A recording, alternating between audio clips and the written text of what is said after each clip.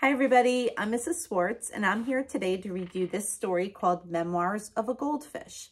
This is a story about a goldfish who starts off in the beginning of the story by itself swimming around in a bowl, as goldfish often do. And as the story goes on and on, more and more sea creatures join our goldfish friend in its bowl, and our goldfish friend is not quite sure how they feel about that. So we will enjoy Memoirs of a Goldfish and we'll see what happens.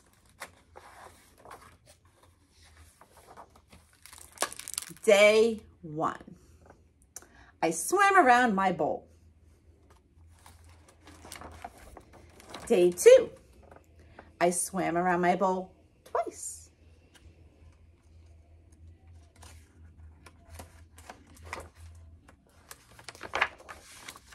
Day 3. I swam around my bowl. I thought about taking a nap, but fish don't sleep, so I swam around my bowl.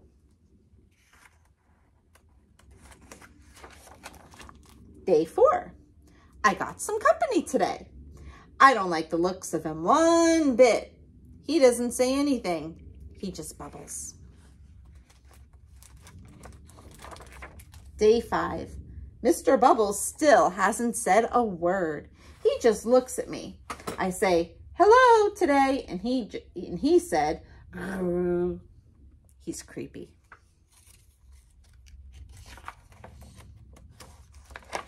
Day 6. Today my bowl looks like a garden. There are a bunch of plants in here now. I guess I'll have to water them. Great. Day 7. Mr. Bubbles and I now have company. He's a snail. He says his name is Mervin, and he likes to eat the slime off the inside of the bowl. He's disgusting. Day 8. Things are getting very crowded. While watering the plants, I met a crab named Fred. I offered him my fin, and he nearly cut it off. Even Mr. Bubbles is afraid of him. Fred says I should stay on my side of the bowl. Look, I said, the whole bowl is my side of the bowl. He snapped his claw and Mervin fainted. I gotta get out of here. Day 9.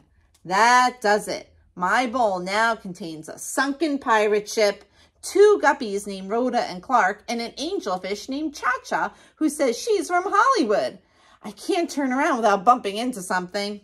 At least Mervin is happy. There's more gunk on the side of the bowl every day. Day 10. This is ridiculous. I was trying to find room for a swim today when Rhoda and Clark told me they're going to have babies soon. Like there's room for that.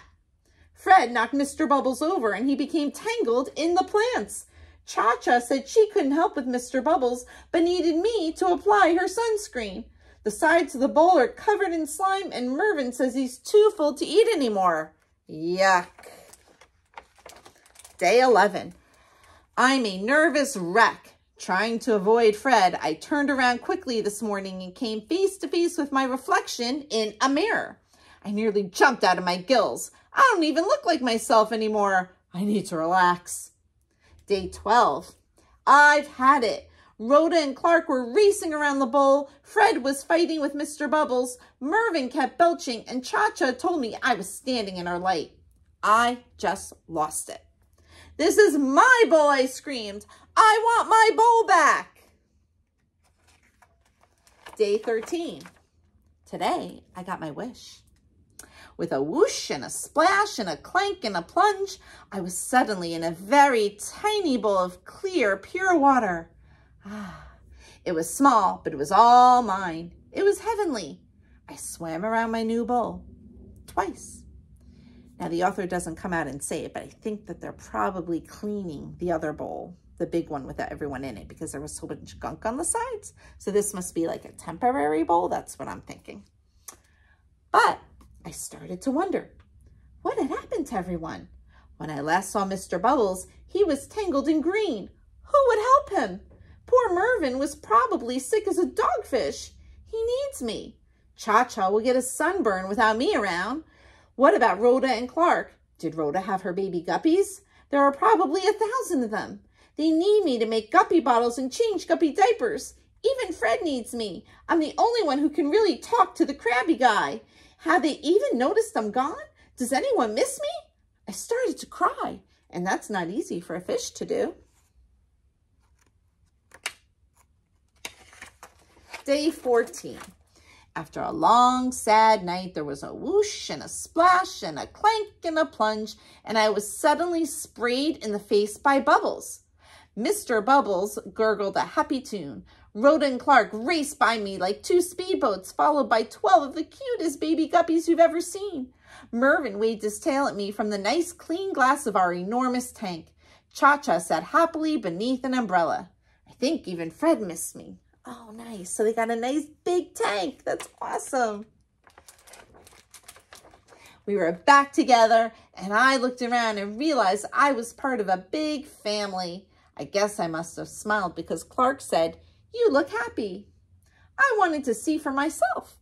"Where's the mirror?" I asked. "What mirror?" asked Clark. "We don't have a mirror," said Fred. "No mirror?" No wonder I didn't look like myself.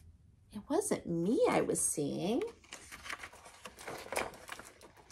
Her name was Gracie, and she's the color of a fresh tangerine. She's a Pisces just like me, and today we're going to swim around the tank together. Twice. And that's the end. I hope you enjoyed this book as much as I did. This book really reminds me a lot. When I think of what it reminds me of, it reminds me of my classroom in a way. Maybe it reminds you of your class too, because just like the characters in our story, the students in my class are all put together. We don't know each other at first, but then we really get to know each other as the year goes on, and we kind of become a family, kind of like the characters in this book. I wonder if this reminds you of your classroom a little bit too. I hope you enjoyed this, and I'll see you next time. Bye.